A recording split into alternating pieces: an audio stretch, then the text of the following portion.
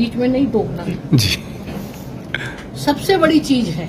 मैं ये 10 क्वेश्चन के बारे में बार बार मैं मीडिया में कह रही कि जो मैंने 10 प्रश्न पूछा है सरकार उसका जवाब दे दे तो मैं इस पर विचार करूंगी, है ना। अब मेरे 10 क्वेश्चन क्या है आप सुन लीजिए।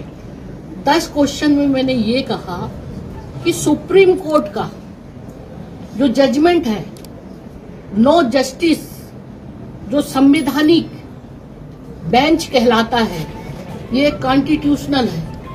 उनने एक जजमेंट दिया था कि डॉक्टर इंदिरा साहनी का जो जजमेंट के आधार पर कहा कि 50% से ऊपर नहीं होना चाहिए आरक्षण, और यदि करना है तो ऐसी असाधारण परिस्थिति क्या है, चाहे एससी के लिए, चाहे एसटी के लिए, चाहे ओबीसी के लिए, उनका सामाजिक, आर्थिक, शैक्षणिक पिछड़ापन, ये तमाम सारी चीजों को आधार पर ही आप बढ़ा सकते हैं। आपको मालूम होगा कि यही केस 58 को लेकर जब 2012 में बढ़ा तो लोग कोर्ट में पहुंच गए कि ये 58 हुआ और हमें कुछ लोगों को कहा कि हमारा आरक्षण कम कर दिया, ये सारी बात हुई। तो हाई कोर्ट ने पूछा कि डॉक्टर इंदिरा साहनी के जजमेंट जब सुप्रीम कोर्ट ने कहा था कि 50 से ऊपर नहीं करना चाहिए, आप हमें बताइए कि क्या ऐसी परिस्थिति आई, ऐसा क्या डाटा है आपके पास एससी का, एसटी का और ओबीसी का। तो ये सारा तमाम जो जानकारी है इन्होंने दिया, तो इससे हाई कोर्ट ने इस चीज को नहीं माना कि ये इस तरह की जो डाटा है हम इससे सहमत नहीं हैं। तो ऐसी परिस्थिति को देखते हुए सुप्रीम कोर्ट का हवाला देते हुए जो जजमेंट सुप्रीम कोर्ट ने दिया था डॉक्टर साहनी को, उसको 50% से ज्यादा अगर है तो उसकी परिस्थितियां, और वो परिस्थितियों को इन्होंने डाटा के रूप में सरकार ने प्रस्तुत नहीं किया और उसको अवैधानिक कर दिया। तो मेरा क्वेश्चन यही था कि जब 58 का जब अवैधानिक घोषित हो गया है तो मैंने सरकार से जानना चाहा कि आपने 58 से 76 जो अभी अवैधानिक है, तो ऐसी परिस्थिति कौन सी आ गई है कि जो आपने 76 कर दिया, जबकि सुप्रीम कोर्ट का ये जजमेंट है कि 50 से ऊपर नहीं। तो क्या मेरे लिए ये जानना जरूरी नहीं है, जिस तरह से अवैधानिक 58 हो गया है तो कल को ये मामला निश्चित रूप से कोर्ट में जाएगा और फिर वैसी स्थिति हो जाएगी।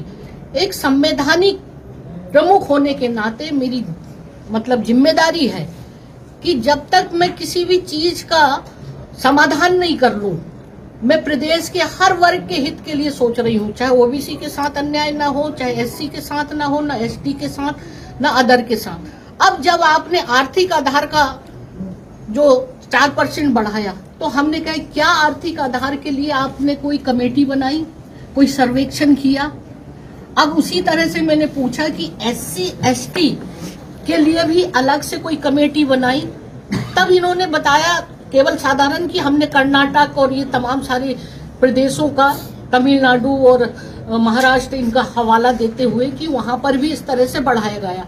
तो वहां पर जब बढ़ाया गया तो रिटायर्ड जज की कमेटी बनी गई थी और उनके बहुत बारीकी से उन्होंने आर्थिक सामाजिक पिछड़ापन को भी बहुत विस्तार से उसमें जांचा और उसको लिए सुप्रीम कोर्ट ने भी माना कि फिर भी वो मामला कोर्ट में गया हुआ है। ये मामला भी आपने 10 तारीख को 19/10 को भी हाई कोर्ट सुप्रीम कोर्ट में ये मामला गया 58 का। तो हमने कहा कि सुप्रीम कोर्ट में अगर आपने दायर किया है तो उसके क्या तथ्य हैं आप मेरे सामने रखिए। जब 58 में जो हाई कोर्ट ने ये प्रश्न चिन्ह लगाया कि आप ये बताइए कि हाई कोर्ट के जितने प्रश्न थे क्या आपने उसके डाटा सब तैयार कर लिया, कल को ये हाई कोर्ट में सुप्रीम कोर्ट में जाएगा। और दूसरी बात ये भी है कि आपने लीगल अभिमत विभाग का लेना पड़ता है किसी भी व्यक्ति के लिए, जब विधानसभा के लिए, तो विधानसभा बुलाने के लिए और इसका जो विधेयक लाने के लिए, तो वो अभिमत भी मैंने जाना क्योंकि अभिमत उसमें नहीं है। इसी तरह से इसमें क्वांटिफाइबल डाटा जो ओबीसी के लिए कहा, उसका आधार जनसंख्या, आर्थिक, सामाजिक, शैक्षणिक होना चाहिए। वो क्वांटिफाइबल डाटा मुझे आप उपलब्ध कराएं। ऐसे बहुत सारे 10 प्रश्न का। तो ये मेरा ये जो इसमें सोचना है कि मैं जल्दबाजी में अगर हस्ताक्षर कर दूं और जो परिस्थिति 58 की अवैधानिक हो गई है, ये भी अवैधानिक होकर और जो यथा स्थिति वैसे ही न हो जाए, और उन तमाम चीजों का मेरे को जान लेना बहुत जरूरी है कि मैं जब तक इन चीजों में ये भी कहूंगी कि आप अगर सरकार 2 पन्ने का मुझे लेटर भिजवा दें कि ये हमारे 10 क्वेश्चन का आंसर, मैं देखूंगी विधि अभिमत से ही द्वारा, ये मैं अपना व्यक्तिगत निर्णय नहीं है, ये 10 क्वेश्चन। मुख्यमंत्री जी आपकी तारीफ कर रहे हैं कि आप करना चाहती हैं। 1 मिनट, 10 प्रश्न जो हैं वो केवल मेरे विधि अधिकारी जो होते हैं उनका अभिमत से मैंने प्रश्न को उठाया। कोई भी कॉन्स्टिट्यूशनल लीगल कानूनी जो भी नियम प्रक्रिया, उसके आधार पर संवैधानिक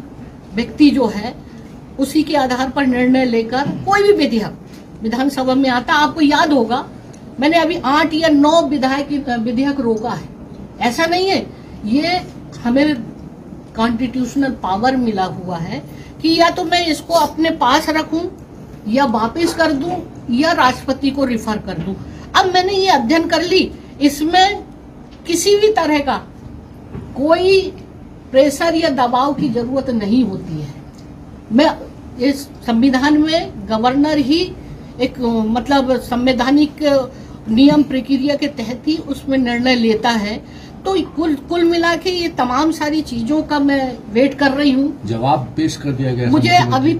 मैंने अभी टीवी में देखा है कि हमने भेज दिया है। अब मैं देखूंगी, क्योंकि आज छुट्टी पड़ गई, मेरे पास तो आया नहीं। वो जवाब देखने के बाद भी मैं ये देखूंगी कि ऐसा नहीं कि 4 लाइन का 10 लाइन का पत्र लिख दिया और हमने जवाब दे दिया। मैं जो डाटा मांगा है और क्वांटिफाइबल डाटा और जितने भी लीगल उस पर भी मैं विचार करूंगी, तभी इस चीज के लिए मैं विचार मतलब सोचूंगी कि इसमें साइन करना है या नहीं करना है, क्या करना है। और ये तमाम चीजों को मेरा अपने है, इस मामले में मैंने पहले ही आपको समझा दिया। सीएम साहब ये कह रहे हैं कि हमें उम्मीद है कि हस्ताक्षर हो जाएंगे, क्योंकि आपकी तारीफ भी कर रहे हैं कि आप करना चाहती हैं करके, लेकिन दबाव में है। देखिए, ये कानून के तहत है। मैंने कहा कि कोई भी चीज करना चाहती हूँ, लेकिन जो विधेयक में जो प्रश्न कोर्ट का मामला है, सुप्रीम कोर्ट में मामला